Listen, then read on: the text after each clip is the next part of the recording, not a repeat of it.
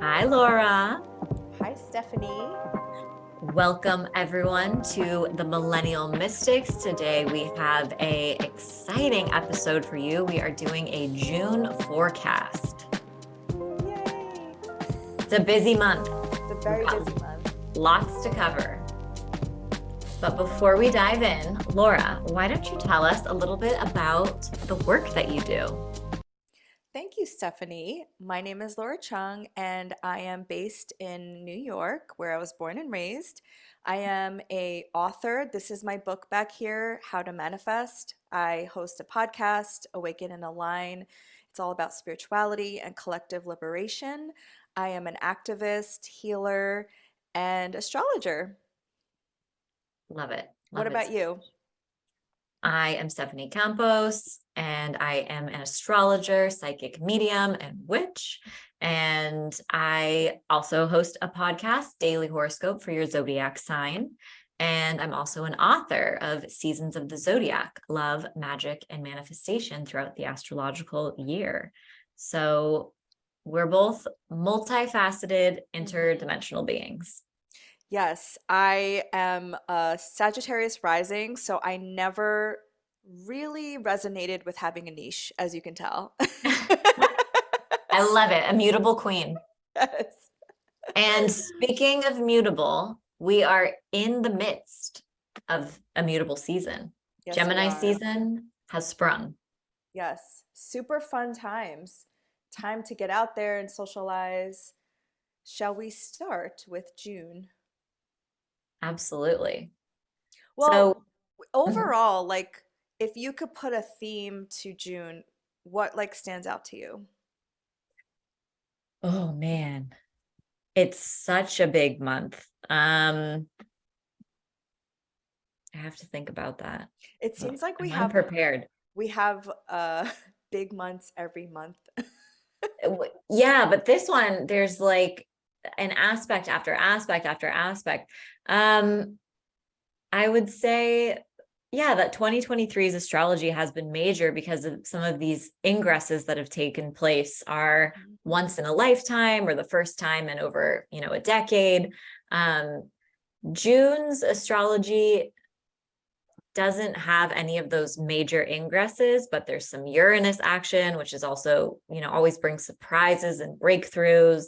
We're going to be getting previews of our Venus retrograde story once Venus enters Leo. So we're going to get some more retrograde energy, even though we've moved past Mercury retrograde. Saturn is so there's that reflective tone to June as well. And it feels like a turning point, maybe, Mhm. because so many planets of the outer planets are starting to shift and go retrograde. Yeah. What about you? Yeah. So I have a visual. I'm Mercury and Pisces over here. I don't know if you have this where you live, but we have dandelions. And during this time of year, and we're recording this on May 24th, 2023, the dandelions become these like puff balls of white. And then every time the wind blows, the seeds blow. And I don't know if you've ever made a wish on one of those Oh, yeah. plants. And this is the time when those seeds start spreading. And it really reminds me of the mutable nature of Gemini, which is a mutable air sign. It's like we planted the seeds in Taurus season, and then now we're out scattering our information and gathering information. Oh, that is beautiful.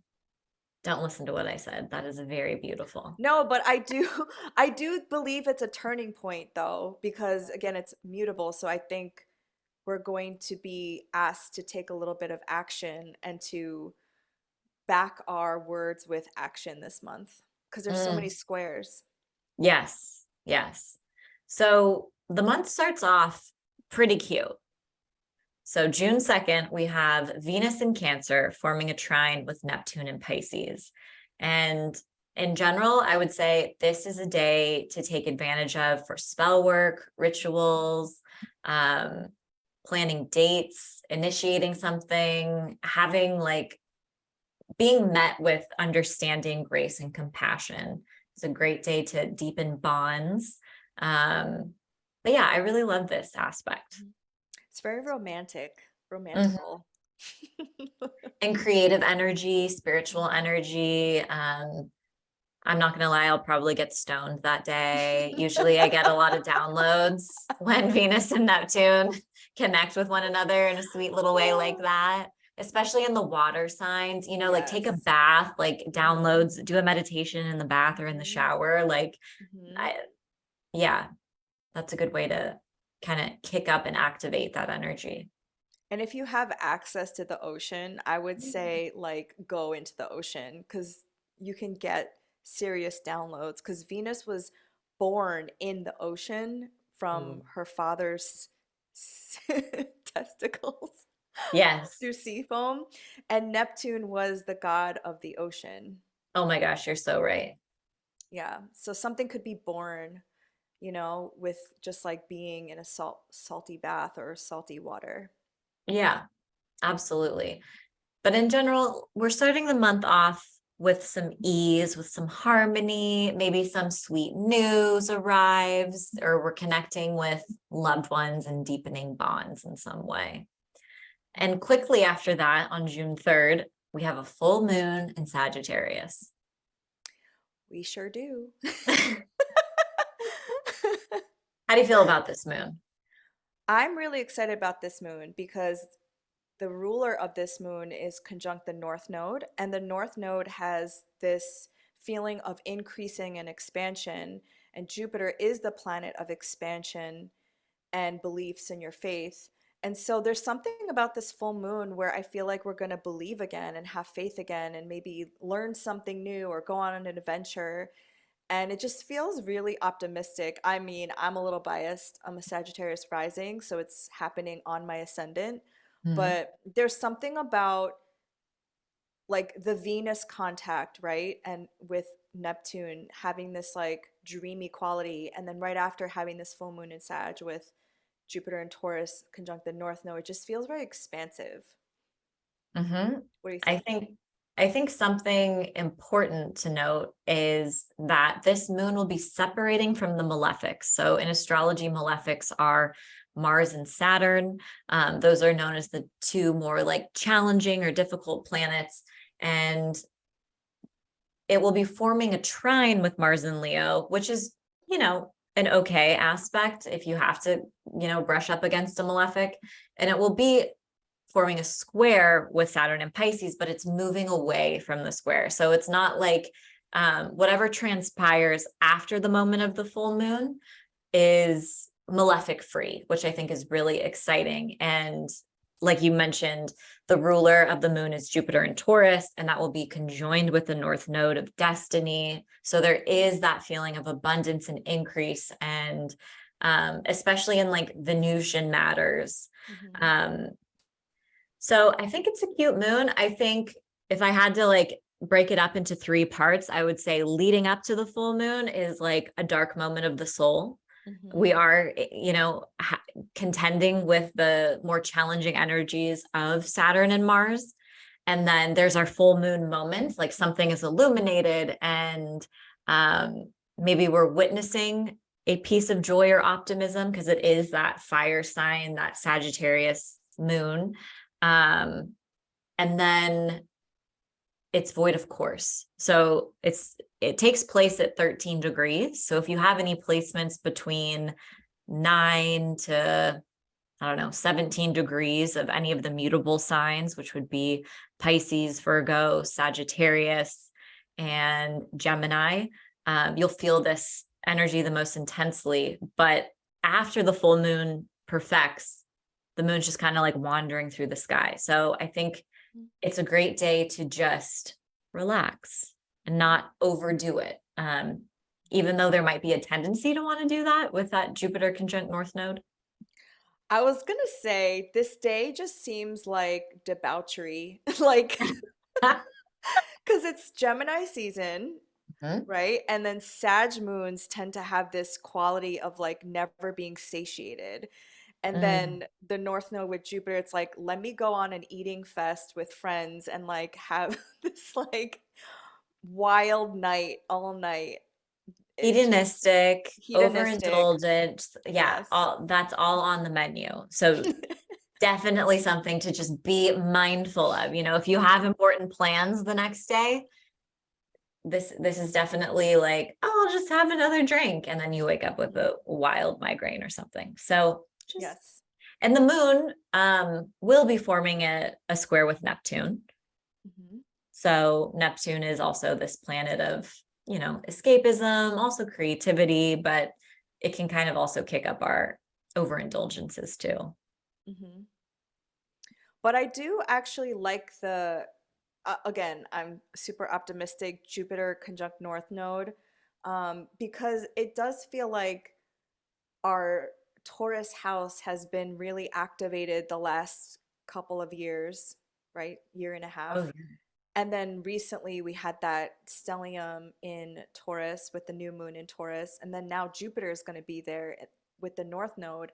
So obviously Taurus is ruled by Venus. So the more you can lean into Venusian activities, the more I believe you can really integrate this energy. ooh, I love that.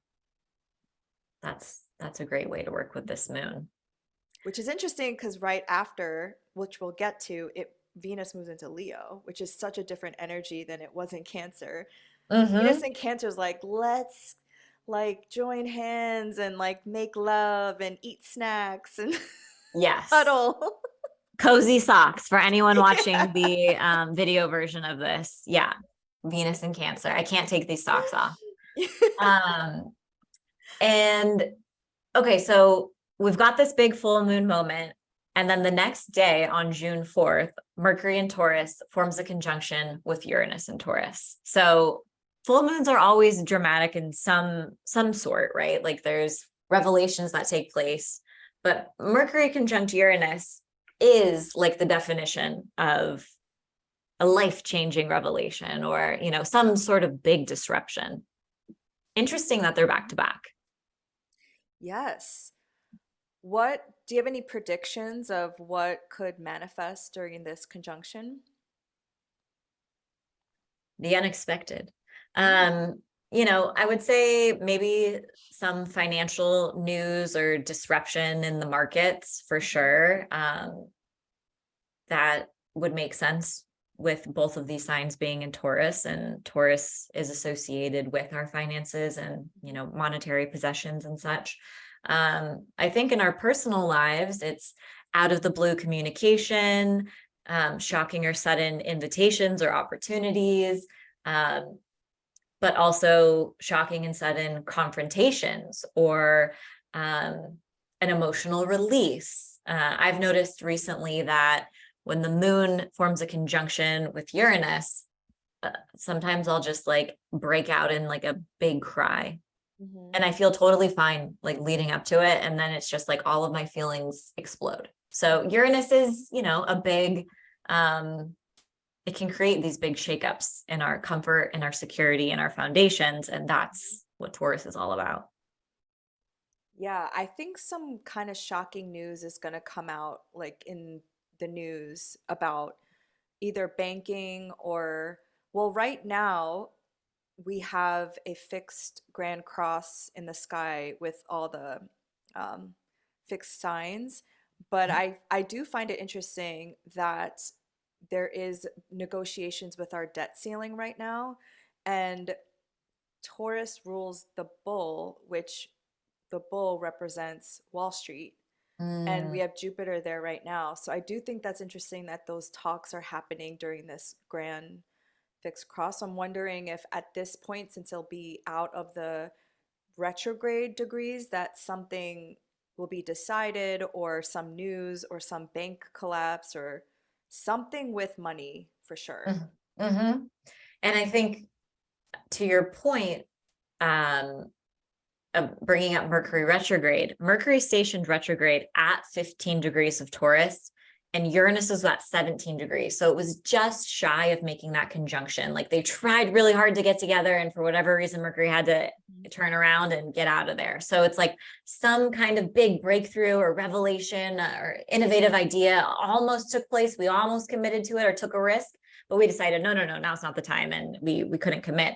So this is finally like we're having that the perfection of that aspect. So whatever was going on in your life when Mercury stationed retrograde at 15 degrees, there's kind of that thread gets picked up once again, and something is coming of it, right? Like you're actually taking the risk, you're actually having a conversation around that topic.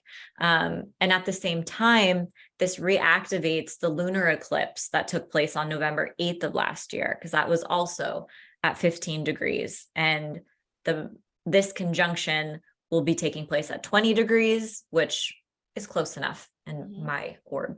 And that was the election. Yes, right.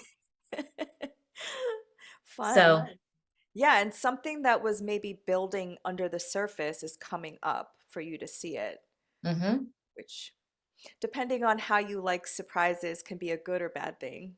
yeah, I think I try to tell people with Uranus, because it's so easy to like fear monger and be like, it's the tower moment, everything is crashing down. But Mm. it's like, you don't know. Usually Uranus, I find, gives something great and then something difficult. You just, Yes, it's the duality. yes. I have Uranus pretty close to my ascendant, and I like to see Uranus as the planet of freedom. It's breaking you free of something. Mm-hmm. So, I mean,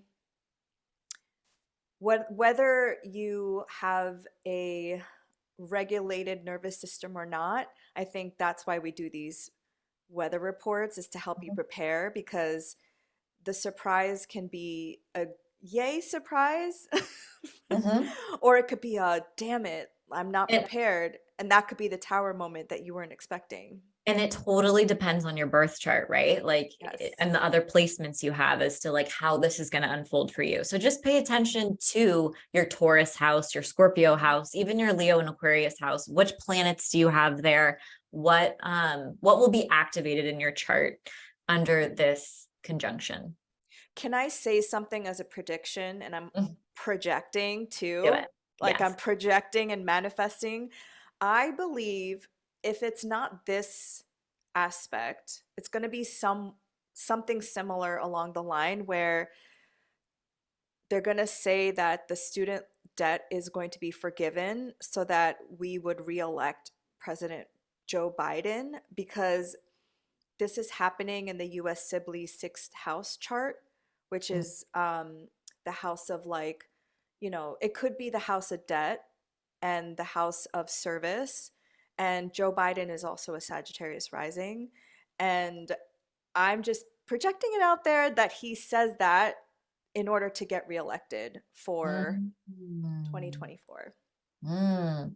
Well, I think with Mercury is a general signifier of students and learning. That's true. That's true. That's true. Interesting. Okay, well, we'll be checking back up on this. We'll be following up. Um, yeah, so to your point about like regulating your nervous system and why we do these astro reports to help you prepare, like June 4th is a day to not overbook your schedule. June 4th is a day to say no to extra requests. June 4th is an important day to just pad in that extra flexibility and self-care if you are able and privileged enough to do so. Hmm. Um, June 5th, Venus enters Leo. woo! I'm excited. I'm excited, and I'm also a little nervous. Normally, Really? yeah, normally I love Venus in Leo enters my or my first house.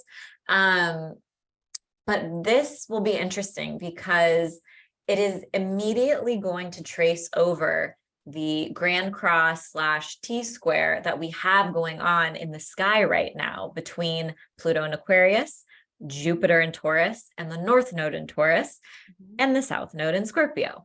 So Venus is entering into some dramatic and troubled waters. And I think Venus in Leo loves the drama, loves a little drama, but also wants to have a good time and wants everyone to feel good. And right quickly, the aspects that Venus is going to make are pretty intense.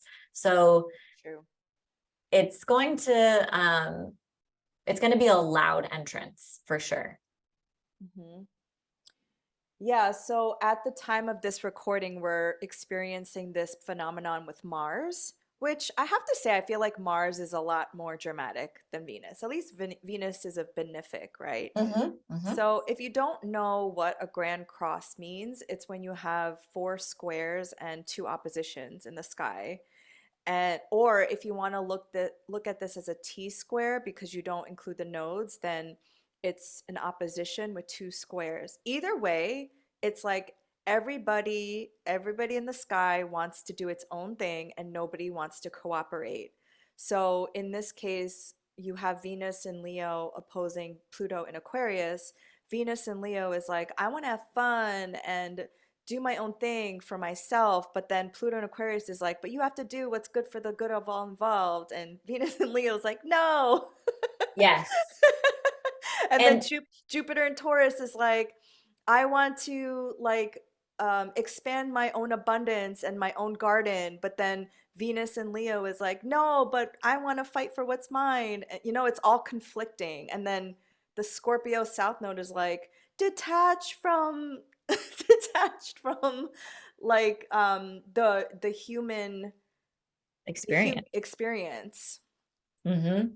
And Venus is a planet of harmony, ease, social grace, justice, like Venus likes to have good times. So to be entering into this like four-way battle is not the vibe that Venus ideally would prefer.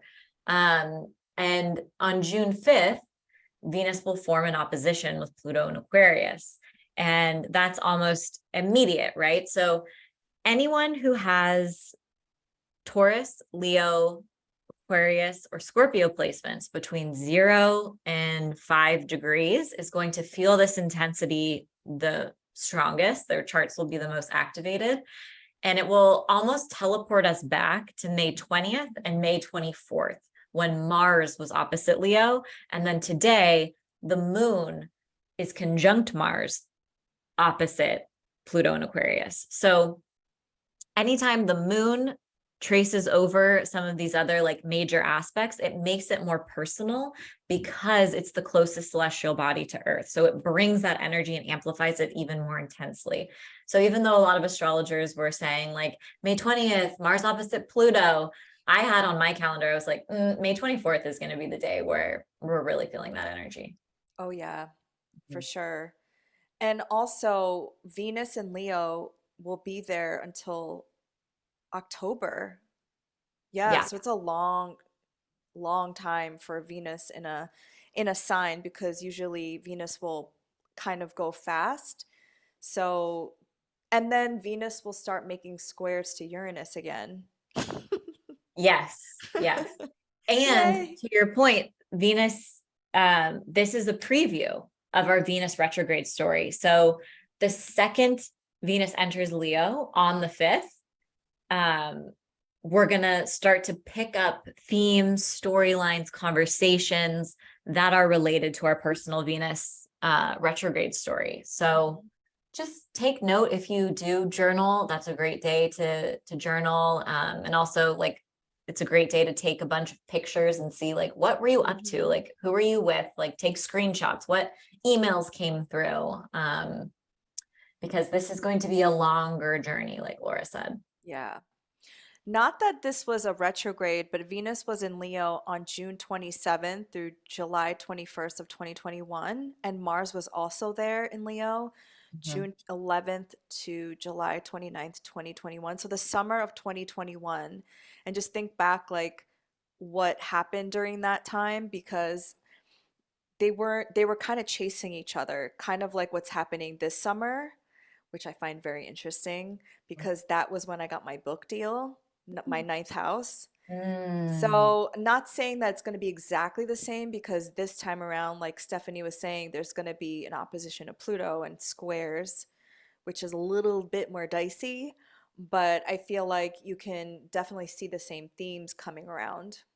yeah, that's a good call out. And I think just for anyone who isn't super aware of Venus Pluto combinations, like what are some buzzwords you associate with Venus opposite Pluto?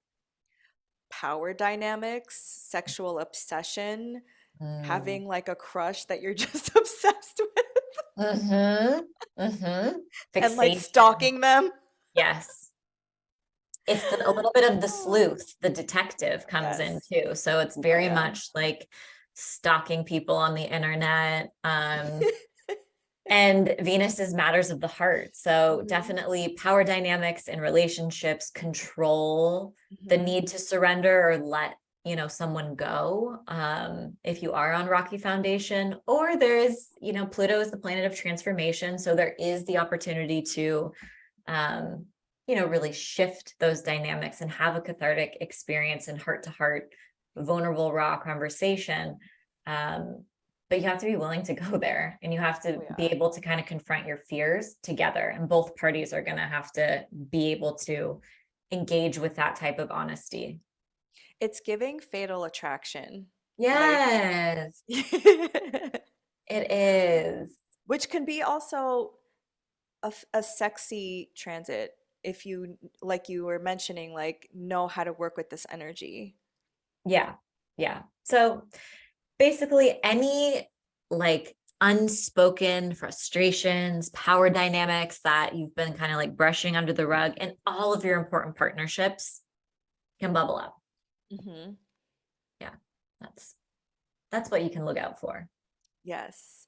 And also Venus will be squaring Jupiter, and I think that is also like having really a lot of sexy time. I don't know. Because Yeah. the Taurus to me is like the body and sensuality, and Venus in a fire sign, wow, like, Yes.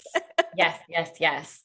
And indulgent, right? So I'm a Leo, my husband's a Taurus, and we are the most indulgent fuckers around when we get together. Like we're like, let's order pie, let's order ice cream, let's order a pizookie, like really going above and beyond. So when you get Leo and Taurus together, they're Mhm, very much like it's easy for them to encourage the, oh mhm. that may be like $1,000 sweatshirt, but it looks so good on you. Get it, like why? That is so accurate. Yeah. You don't have to answer this if this is too personal, but what I felt energetically with this grand cross right now is this question of, am I stuck or am I holding on? And Mm, so I think with like fixed sign placements, there is this shadow aspect of it where you feel stuck or stagnant and you can't move or you can't change. mhm. But then also the higher octave of that is holding on and not giving up. So like how do you know the difference, and like when do you know when to let go? When I'm thinking about it too much, and I did share with you before the recording that I've recently gotten back into cord cutting, like literally once Mars entered Leo.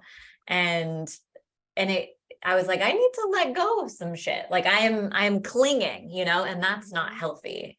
So I think it just depends how much I find myself fixating on mhm, whatever the topic may be. But I think that's a really good call out of this is a period to reflect on your relationship and where you are with are you just determined? Is your energy determined and you're courageously pushing forward towards something? Because I do believe that exists right now too.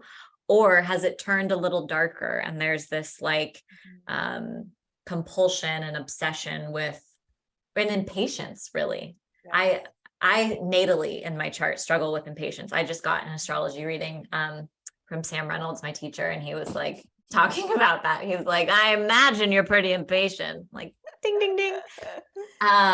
So yeah, that has been I've been reflecting a lot on my relationships with being impatient and Mhm. trying to just come back into the present moment. Yeah. Thank you for sharing that. I've really been reflecting on the fixed houses, my fixed houses. So, whoever's listening to this, if you know how to read your own natal chart, like look at where the fixed houses are. And for me, they're my cadent houses. And I for the first time, I just sat with everything. Like just sat, it's very fixed, right? Just sit with and digest and then take action. Whereas like I'm so used to just taking action as an Aries sun that I look back in my life and I'm like, I just like pummeled through everything and I haven't integrated anything. I don't even know what happened. And I think what I love about the fixed signs and the fixed sign placements is this like this like the holding quality and the reflective quality that is there as well. So yeah, I think it's a moment that could seem like you're stuck, but maybe it's not stuck. You just need to pause. Yes. And I think everything Laura just said in the context related to relationships, since we're talking about Venus. So, Yes. um, so yeah, that's a big moment to pay attention to because it's going to really clue you into kind of the next couple of months in the story that's going to unfold. But Mhm. then we get a little bit of levity, right? On June 9th, Mercury and Taurus will form a sextile with Neptune in Pisces. Mm. And I love this for intuitive Mhm. downloads, spiritual practices, rituals, spell work.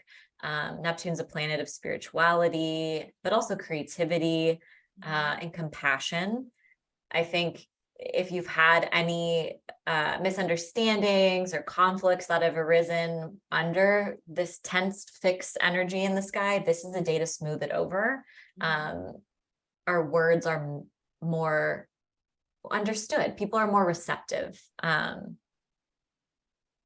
Yeah, I do love a sextile. Sextiles are 60 degrees, which give the energy of Venus. And June is the last month before the nodes change, because the nodes change in July to Aries North Node, and then that becomes a Mars ruled North Node. So I really feel like this is our last month to truly integrate this Venusian energy. Um, and I do love a sextile. I know most astrologers like kind of pass over them, but sextiles also to me feel like relational, because they are relating to the energy of Venus. So if you do want to, because Mercury is a social planet, to get together with people and I don't know, do arts and crafts Mhm. or gardening, I think that these are good. Sextiles are good to do that with people.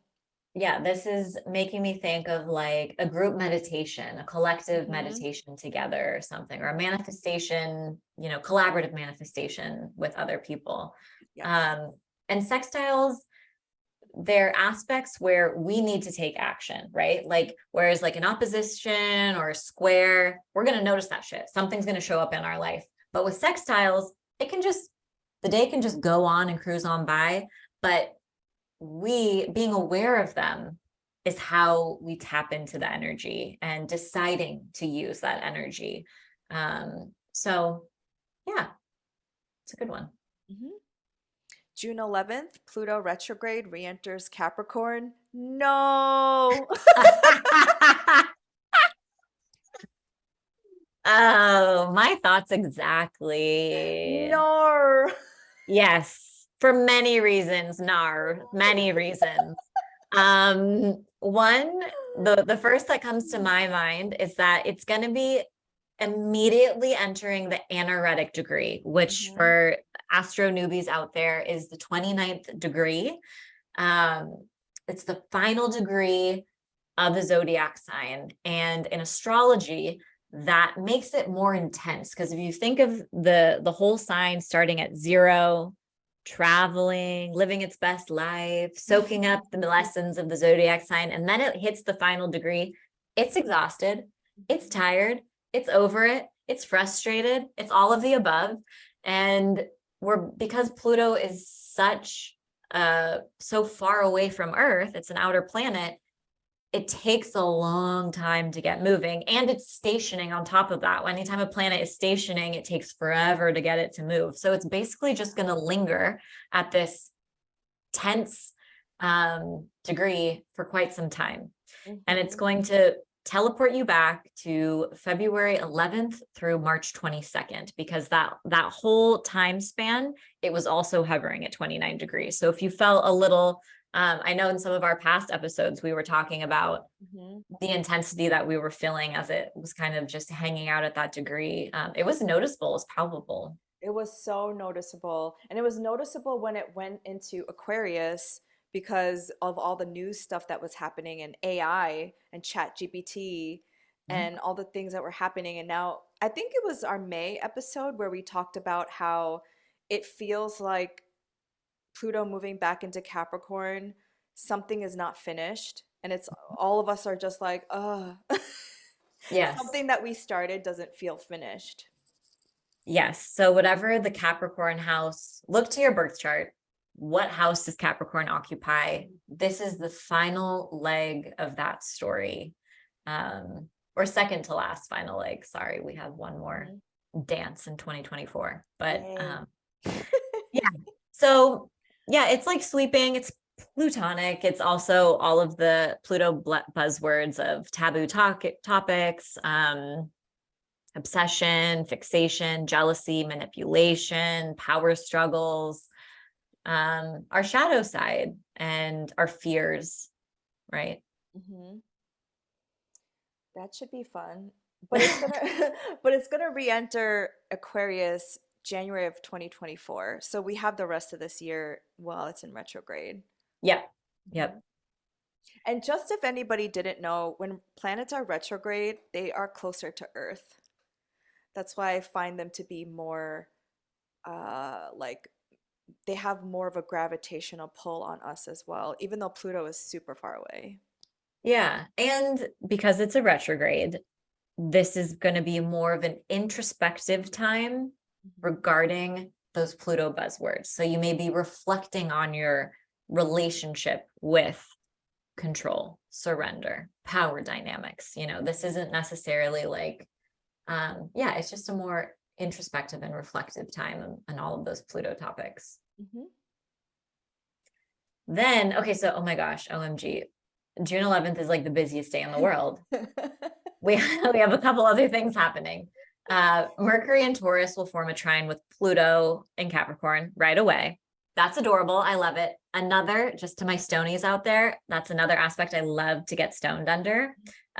So many downloads come through. Really? Oh, Mercury anytime and it's like a Pluto? Mm. Pluto is like delivers the insight Mm. and what's That's hidden. interesting. Okay, I'm gonna have to put that on my calendar. But yeah, like right, this is a an opportunity to transform our habits, to Hmm. transform our mindset. Um, and then also things may be revealed. I think that's another day to watch Hmm. the news. Hmm. I do like that. It's also, yeah, like you said, anaretic degree, so something has been brewing. Mhm. But then Mercury enters Gemini. Yeah, on the Yay! same day. So Yes, in that's its a home major shift. sign. Mhm. So, what I think is so interesting about this Mercury in Gemini for the first time since like 1993 is that it is going to be immediately approaching a square to Saturn. So, Mhm. Saturn is kind of a Debbie Downer of a planet. And our Mercury is like our mental energy and our mindset. So, in the beginning, the first couple of days, I think really until June 15th. So from June 11th through June 15th, when it really hits Saturn directly, it can just be a little bit more of a melancholic time, perhaps. You're not going to have that initial boost that you would perceive in when Mercury is in Gemini. This is Mercury's home sign. It loves to be in Gemini. So that's great. We get a little boost there. We're finally out of Taurus. I feel like Mercury's been in Mhm. Taurus all Long year. time. It really felt like that. Yeah, because the fixed energy. Oh, yeah. What do you think? What's some good buzzwords for Mercury and Gemini? Just really fast. Mm, And have like if I'm just thinking about my Gemini friends who have Mercury and Gemini, and they're just like when I watch them in a party, they're just like literally like a little butterfly. Like they're just moving and talking a lot and really fast. And so I think about this energy of Mercury and Gemini where I don't know, it just feels like fast energy, but then it's like, "Arr!" And then it stops with this square to Saturn and Pisces, which is a very like melancholy feeling. Yeah. I have a friend with Mercury and Gemini, and that just brought me back. She took me to some party once and was like doing laps around me. She had talked to Yes. like every single person at Yes. the party, and like my introvert ass was like literally against the wall. And I'm like, you've talked to everyone 3 times, and I've talked Yes. to one person. But yeah, it's a very social, generally, it's a very social time, a versatile time, short attention span, Hmm. curious, great time to read the books that you've been, Hmm. neglecting on your nightstand. Your mind, follow your curiosities is what I always say when Yes. Mercury's in Gemini. And then on the same day, Venus in Leo will square Jupiter in Taurus. And I think this is beautiful. Mm. I'm Hmm. thrilled. And At it's least, at 5 degrees, yes, which taking was place. the retrograde degree. Yes, yes, that's the where Mercury's stationed direct, right? Hmm. Yeah, that's a good call out. And Jupiter will also trace those same degree points, 15 Right, to 5. right. So I think this is a big one. Anytime Venus and Jupiter meet up in any way in the sky, it's fortunate. Because this is coming through in the square aspect, there's something about this that is either being initiated or we're taking action on something, Hmm. um, or we're overindulging, like we talked about a little bit earlier. Yes. And for people who have fixed sign placements between 0 and 10 degrees, you're going to feel this again, the most intensely. Um, Yes. but I'm excited for it. I think it's a nice little, I think it's interesting that this transit is taking place the same day that Pluto moves back into Capricorn. So I think this will definitely be a day of duality. Hmm. Um, generally good news arrives when Venus and Jupiter align. Maybe you're more social. This is great, like flirting, dating energy, sex energy, creative energy. Do a Hmm. spell. Hmm. Definitely a great day to do a spell. Hmm. Yeah. That looks like a very like just a busy day. Like A busy day. a lot's gonna be done that day. And Venus and Jupiter, because Venus will go retrograde eventually, it's going to come back and form another square with Jupiter. Hmm. So, whatever kind of starts to unfold this day, Hmm. it will be picked up again. Hmm. Ooh, I'm kind of excited to see what this is about. Mm-hmm. I actually am going to be in California during this time. My cousin, well, we're going to be together, part of it, but I just looked at my calendar and I'm like, oh, this is the weekend of my cousin's wedding. So it's pretty on par with the traveling and the busyness. Yes, yes, yes, Yeah. yes. And your ninth house is getting activated, right? That's so Yes, travel. totally. Mhm. Yes. So Uh, June sh- 11th, don't overdo it. That's how I'd sum that up. A lot of energy. my chaotic ass is like, the more the merrier. You're going Like, to be zipping around the I state. know. Oh my gosh, so fun. So we spoke about Mercury square Saturn. Shall we go to Saturn goes retrograde in Pisces, June Yeah. 17th? Yeah. So actually, think back to 1994 to 1996. This is the last time Saturn was in Pisces and went retrograde there. I have been listening to music from this time and it's literally throwing me back. It's crazy. Uh, And you also want to look back to March 7th because the station degree is 7 degrees. So that can also give you other hints. How do you feel about this retrograde? um, personally or collectively, personally, I'm a little concerned about it. Um, just knowing my birth chart and my Mhm. sister's birth chart. But I think collectively, Saturn retrograde is a time where we are reviewing, reflecting, reassessing our commitments, our dedications. Mhm. Um, Yeah, and that's always great, right? Like that's important to do to streamline processes and make sure everybody feels aligned and fulfilled. But yeah, it's a period of reflection. March 7th was the day that Saturn entered Pisces, and usually the ingress day Mhm. and the station day are going to be like when you feel the transits the loudest. So if you can think back to March 7th, that was the full moon in Virgo, which was personally for me hellacious, but and it was an intense one. It was square Mars. Mhm. So if you can think about what was going on when Saturn ingressed into Pisces, some of those storylines may be picked up again on the day that it shifts directions. Oh. March was March was a lot because there was so much happening in March.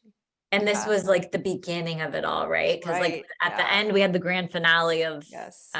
Mars in Cancer and Pluto in Mhm. Aquarius, but this was Mhm. like when the rumblings really began.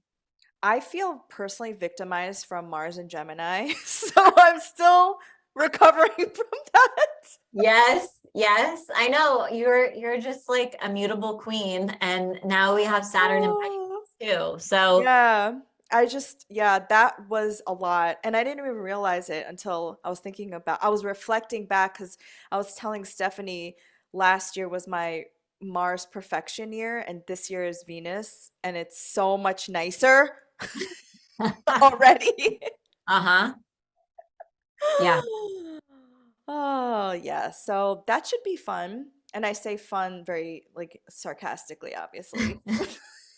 It'll definitely be something will be echoing throughout that day, whether, depending on if you have a lot of mutable placements, it'll be louder, but you'll be able to notice something as related to the house that Pisces occupies in your birth chart.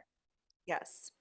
And same day, new moon in Gemini. Hello. Yeah. Wow, that's a huge mutable day. Yes. I actually love this new moon. I think it's Hmm. adorable. Do tell, spill the tea. So it's at 26 degrees of Gemini, just so my Virgo moon wants everyone to be prepared. Anyone with 20 degrees to 29 degrees of the mutable placements, you're going to feel this fresh start the most intensely. Um, but what I love the most about it is that the ruler of this moon is Mercury in Gemini. So, one, it's already in its rulership. Mercury thrives in Gemini, where it has more resources to just bring the good vibes. But on top of it, that same day, Mercury and Gemini will be forming a sextile to Venus and Leo. So that's a benefic in Ooh. astrology. So it's lending that fortune, the blessing to the ruler of this new moon. So that just feels very fortunate to me. That does. It will be forming a square to Neptune. So, I mean, pay attention to the possibilities of um, missing red flags, paranoia, miscommunication, right? Those can also be in the background or the negative ways that the energy may transpire that day. But square to Neptune is also more like taking creative action.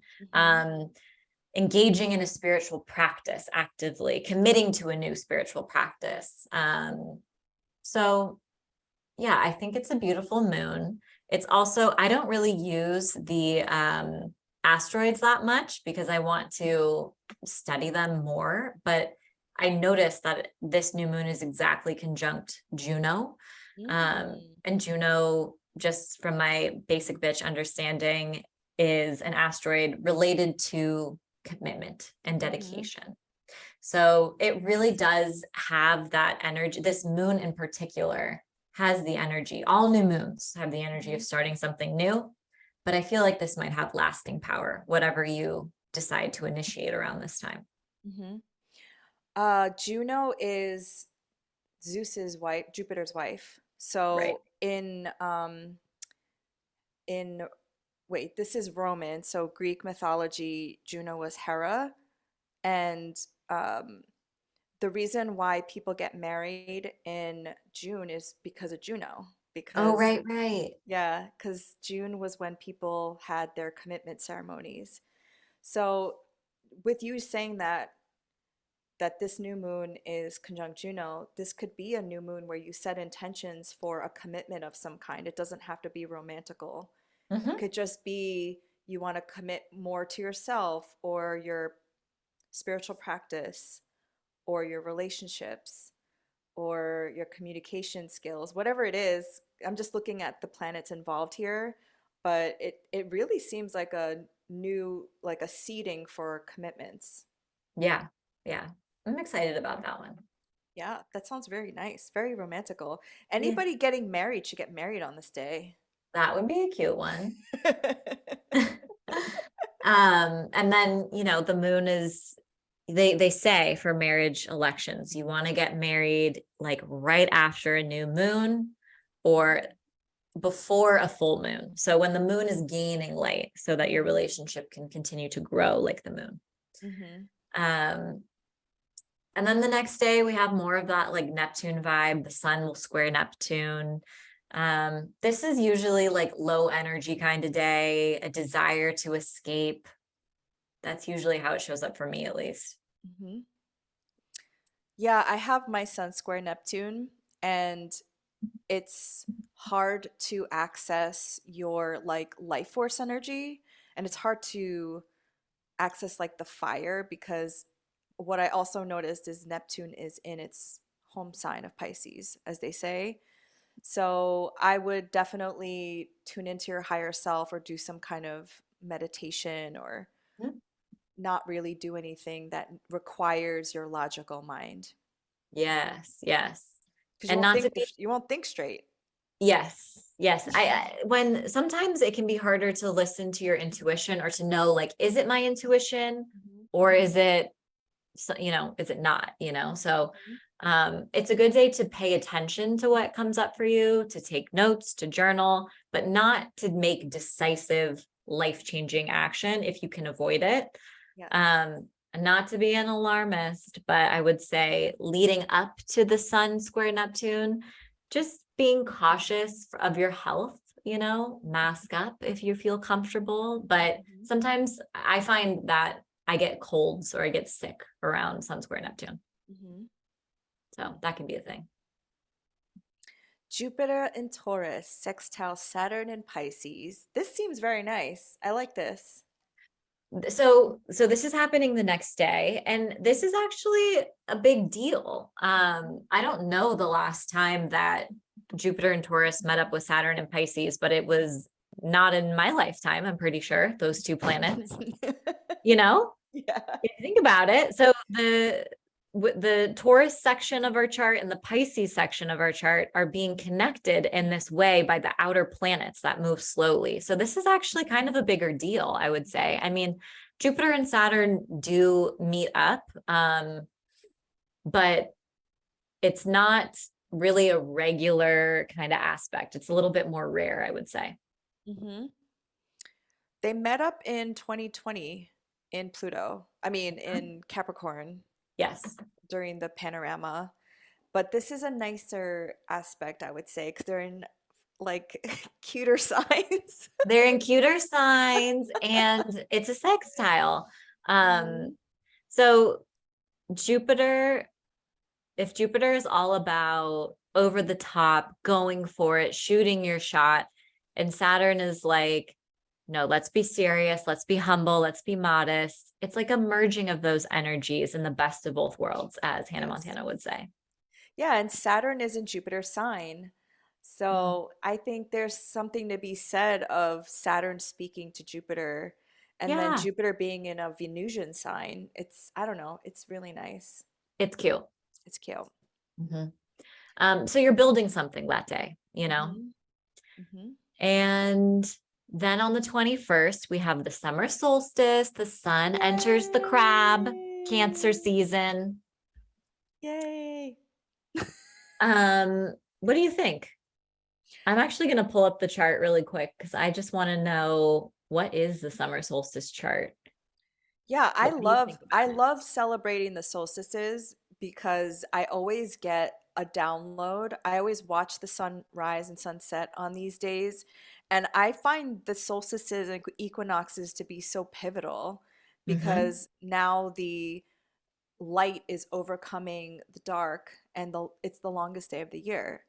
And Mm-hmm. so many ancient cultures built temples and did Mm-hmm. rituals around the solstice. So regardless of what's happening, I always like do some spiritual thing that day wherever I am in the world, because it is, you're like calling in some light within you. I know Mm-hmm. I just said some very esoteric things, but No, so satirizing. Wherever I am in the world, I was like, yeah, I love it. Um, no, absolutely true. This is like an ancient, you know, ancient special sacred practice all over the world for, you know, hundreds and thousands of years. I think this summer solstice is super cute because the moon is in Leo and it will be applying to Venus in Leo. So that's oh, actually good cute. vibes. I think last year the summer solstice had like the moon in Scorpio doing something obnoxious, so it wasn't Yeah. as cute. But this is a great day to manifest. I Yes. think. That's a cute Yeah. day. To do spell work. Yes. Mhm. Wow. And yeah, it's the summer solstice is when night and day are equal. Mhm. So after the summer solstice, we begin the process of decay. Mhm. Even though, the days in summer will still be long, we are still moving towards the decay of Mhm. light. So Yes. it's a shift, it's a turning point, It it's a is a turning portal. point. The veil will be thin. It's such a portal. Yeah. Yes. Mhm. Um, Same day, Mercury and Gemini will form a sextile with Mars and Leo. That's taking action on our ideas. Mhm. That's progress, productive energy. Things are moving along. We're feeling courageous about it. We're taking action from a heart-centered space. Um, Mhm. Creative ideas are coming through. That kind of makes the day even cuter, I'd say. Yes. And then June 25th, Mercury in Gemini square Neptune in Pisces. Ew. You I'm don't not. like the squares to Neptune. I don't. I don't. I always find that Neptune squares, I want to overindulge. Like those are the times where I'm like, "Ooh, I really wish I could get stoned right now or have a hot toddy." But for whatever reason, there's like something in my life that's like, responsibility calls, Mhm. and I have to practice my sixth house Saturn dedication. Mhm. And but yeah, I'm always tempted during the squares. That's what I notice. What is your Neptune in Capricorn? Hmm. Oh, interesting. That's Yeah. such a like oxymoron. It's conjunct Saturn in my sixth. Oh, wow. So I have Neptune in Sag, which is obviously like a different kind of flavor. Adorable, so cute. Yeah. So I find it so interesting that so many people have this aversion to Neptune as like a general like malefic planet. Hmm. And it totally can be if you're not used to this type of energy. I have my sun square Neptune, and Neptune is in my first house. So I think I'm just used to it. I'm used to like the nebulousness and like the fogginess Hmm. and not being able to see. But it's also such a practice of surrender, because Mm, working with Neptune, you're not meant to know and you're not meant to see where you're going. It's to fully trust in your like extraterrestrial senses of just intuition and your psychic abilities, but you're not meant to know, basically. mm. Okay, that's straight from the expert. You heard it here first. That's a beautiful way to sum up the energy. Well, because Mercury in Gemini is like super logical, it's intellectual. It's like I have the facts, I know what to expect. And Neptune in Pisces is like, what? I'm in an ocean. I'm like, I don't see anything. And it's like, it can be triggering for people who need to see. And to a certain degree, I think that's why we astrologers love astrology, because it helps us see and it helps us know what to expect. But Neptune is just like, no, you're not gonna you're not gonna see anything. Mm-hmm. Mm-hmm. But yeah, it's a great day. to do any type of mystical work, or, flex your intuitive and psychic skills, to go inward for sure. Mhm. Yeah. And miscommunication can come up, some Yes. understandings just with Mercury being in Gemini. They're both in their domicile, so they're Hmm. both pretty Strong. strong. Yeah. All right. June 26th. Oh no. I just read what it is. Mars and Leo square Uranus and Taurus. Ta-da! Fun. Yikes. That's yikes. You have Mars and Leo, so do you want to take this? Well, I think okay, let's unpack Mars square Uranus first. That is unpredictable energies. The what I am seeing in my mind is an earthquake, right? Like Yes. natural disasters, right? Like fires. There was a lot of fires Volcanoes. in there were a lot of fires in Northern California. I think the last time that Mars and Leo formed a square with Uranus and Taurus. It's unpredictable, volatile, possibly dangerous kind of energy. But it, in the positive, it can also manifest as this like a windfall, a wild card, a sudden burst of energy, a sudden burst of courageous action, on your own hero's journey in some way. Um, Mars and Leo is, this is going to be more personal. I would say maybe like our egos get wounded in some way, or some shock, maybe not wounded. Wound is the wrong word, but maybe there's some shock to our ego in some way. And that could be positive. Like maybe someone out of the blue reaches out and gives us a really big compliment, or we receive an opportunity, an exciting opportunity, or maybe there is a little bit of a, ego battle that comes up with someone and we're like, didn't see it coming. Hmm. Yeah. It's happening at 21 degrees. So anyone, I'd say from 15 degrees to 26 degrees of the fixed signs, you're going to feel that intensity the most. We want to pay attention to the houses in your birth chart that Leo and Taurus rule, because those two houses are at cross purposes and they're clashing in some way. So that can either birth something, right? It's creating something new, or it can cause tension between those two areas. Hmm. I also think of like tectonic plates, like because Taurus is so fixed, so is Leo, but like Taurus is Earth, and it's like Mars and Leo is and Uranus is like trying to move something Mm-hmm. that's like so fixed. Yeah. Yeah. Um, the last time these two clashed, I want to say, was the summer of 2021. I think it was Hmm. July of 2021. So Yes. kind of go back there and see what was Uh-huh. going on in your life. Yes. But this is not an ordinary day. This is, I would say, one of the bigger kind of transits of the month. Hmm. Um, and again, Uranus is unpredictable. So not a day to be married to your schedule. You may feel like fixed, like you have a fixed focus on something, or like, I really need to achieve this, but for whatever reason, your attention may be pulled in an unexpected direction. I would not get any kind of plastic surgery or like Botox or anything, anything with needles or cutting on this day. Yes, a good call out, because Mars is the signifier of the scalpel and needles. Um, Not a great day to get a tattoo. Nope, Mm-mm, not so mm-mm. not so good. Yeah, that's an important call out. Mhm.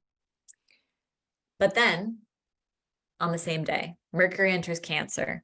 Mhm. So you have your Mercury in a water sign. Why don't you Yeah. share what is some of the magic of having Mercury in a water sign? Mercury in water signs is nonverbal ways of communicating and also seeing things in not your logical mind. And for me, as having a Mercury in Pisces, also my Mercury is um, fallen and in its detriment. So I just like intuit information differently than like a Mercury in Gemini. So Mhm. I see Mercury enters Cancer as like nonverbal ways of communicating, body language, emoting through your emotions, and not necessarily speaking. Mhm. It was, I don't like this word because my sister is nonverbal. But in ancient astrology, they called it a mute sign.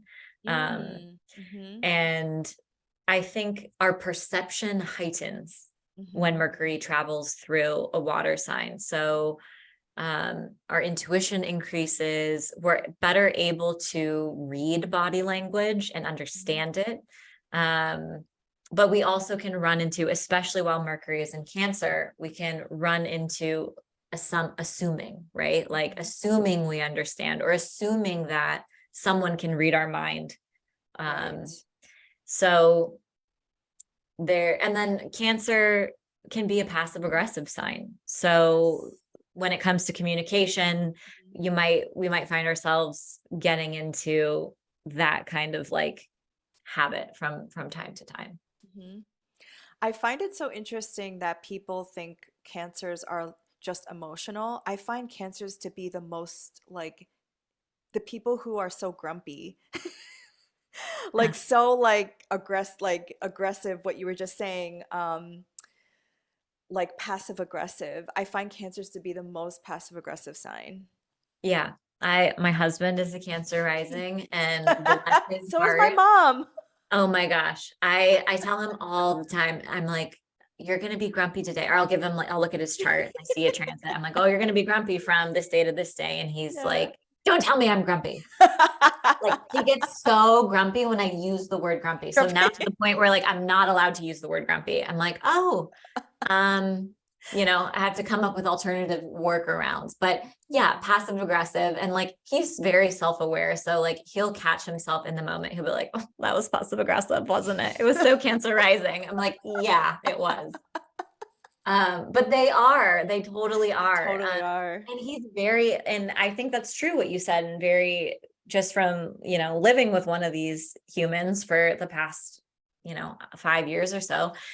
He's very sensitive inside, but he's not emotional. Like he does not emote every day, it's more of like these big bursts that Hmm. I think Yes. versus like the everyday, what you read on the internet or what you would expect is like cancers cry every day. Like, no, that's No, not what I cancer. always say Cancer is like the Aries of the water signs. They're They're protective. they're so aggressive, I have to say. I mean, I just think of Anthony Bourdain. He was a Cancer sun and how like grumpy and like abrasive he was. Mm-hmm. And yeah, I think it's a total miss archetype that they're Mm-hmm. just like crybabies. Mm-hmm. Yeah. So prepare to use your intuition, prepare for some intuitive downloads. And remember, not everyone is a mind reader. Yes, I Yeah. love that tip because sometimes I get caught in that trap. Because I'm like, can't you intuit what I'm thinking? Well, when you are so intuitive, it's you just sometimes assume like, oh, everybody can do this or everybody Yes. has this. Yeah. Um, I think one other thing I want to say about Mercury in Cancer is that while Mercury travels through Cancer over the next 3 weeks, it is going to be answering to and ruled by the moon. Hmm. So if you read your daily horoscope, pay attention to what the moon is doing that day because it's going to change the flavor of communication basically every day. We're going to be Yeah. communicating differently every single day as Mercury Hmm. moves through Cancer. It's not like one general flavor. Um, so that's kind of how you can tell, like, is this a good day to send an email or am I going to get a response I don't really like? Hmm. Yeah. So June 28th, Sun in Cancer, trine Saturn in Pisces. I think that's great. That feels like a productive day, moving along, recognizing our own self mastery. Uh, I'd say that's pretty positive. What do you think? I think so too, because Cancer is still a cardinal sign. So Cancer really like initiates things, and then with Saturn in Pisces, it's Saturn creates structure to something. And this is a Mhm. flowing aspect. So whatever you're creating, whatever you're starting will have some, you know, like stability Oh, there. I like that. Putting some container around Hmm. creative projects or your Yes. emotions. If you have, because this is a murky month, with a lot of Neptune energy, with some of these retrogrades taking place, um, this may be a day where you're able to like verbalize what you've been Hmm. feeling or Yes. recognize it fully. Yes. Mhm. And that is so important for people who have water signatures. Do you have any? You do, right? I have Jupiter in Cancer and Pluto Right. in Scorpio. Mhm. Right. Because oftentimes I feel all these like waves of emotion and I could feel the texture of them, but I can't articulate them at all because I can't put words to what I'm feeling. But this day, like, and then the next day, June 29th, Mercury in Cancer trines Saturn in Pisces, I feel like you can actually maybe start to articulate these feelings, and it That's just feels the like day a, to verbalize. yeah, You're like right. Mhm. soupiness and putting structure to it. See, I Yeah, can't even articulate what I'm trying to say now. understanding your inner world.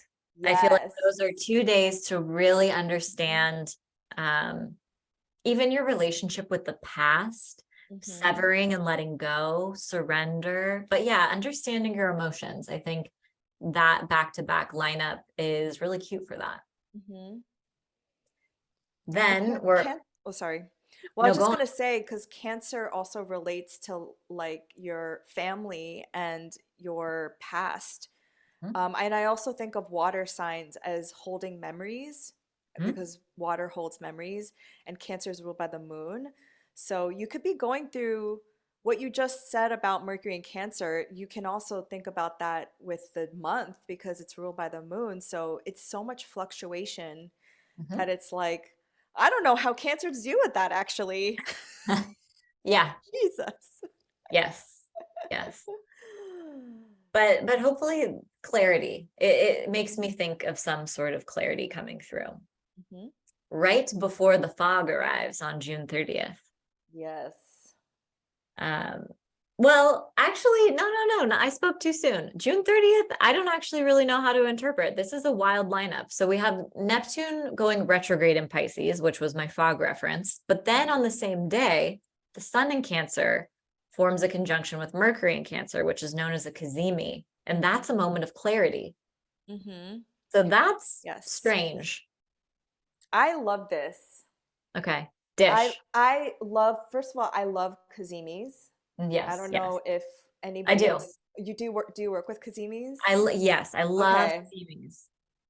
Listen, I set an alarm on my phone and I go into, depending on what kind of kazimi it is, like what kind of element and what sign, I will go into a meditative state during that kazimi and I will get the best downloads.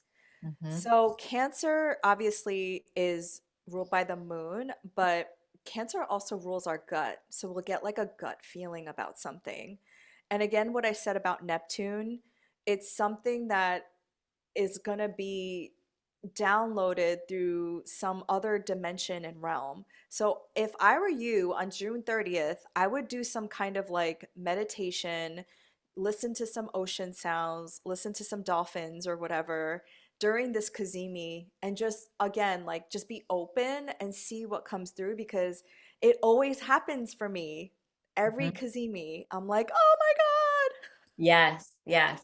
Kazimis and water signs, I always take a bath. God. I Mm, do that's a either. good one. Mhm.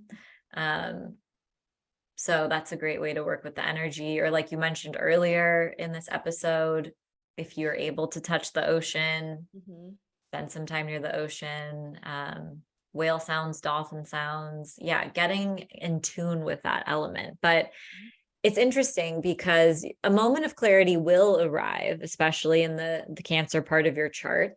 Um, Breakthroughs, new ideas, a new path forward emerges. And at the same time, Neptune is stationing retrograde, and Neptune is the planet of the fog, and but also our spirituality and our intuition. So yeah, it's a very intuitive day. It's a very watery day. I would say a sensitive day too. That just makes me feel like, our sensitivities may be activated. Mhm. Yeah, Like I'm definitely gonna cry that day. the tears are coming. It's a waterworks kind of day.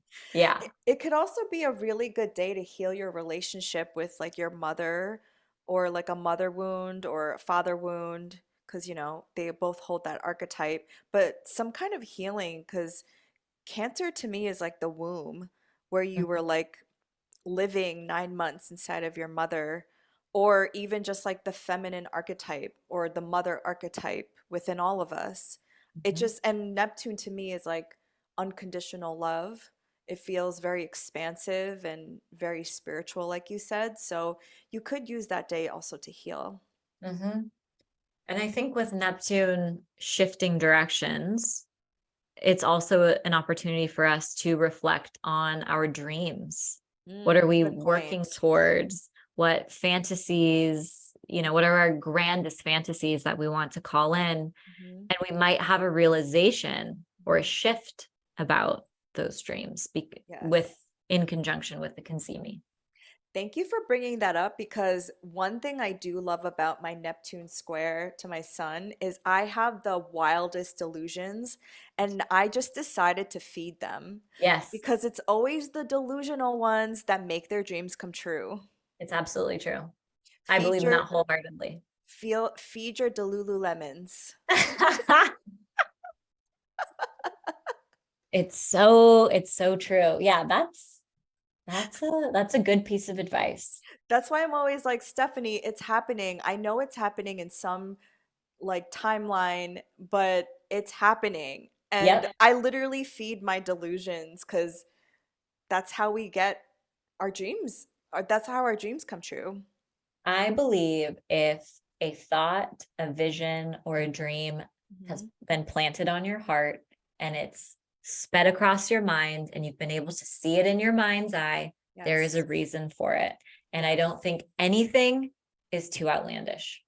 I believe that too. Yeah. Mhm.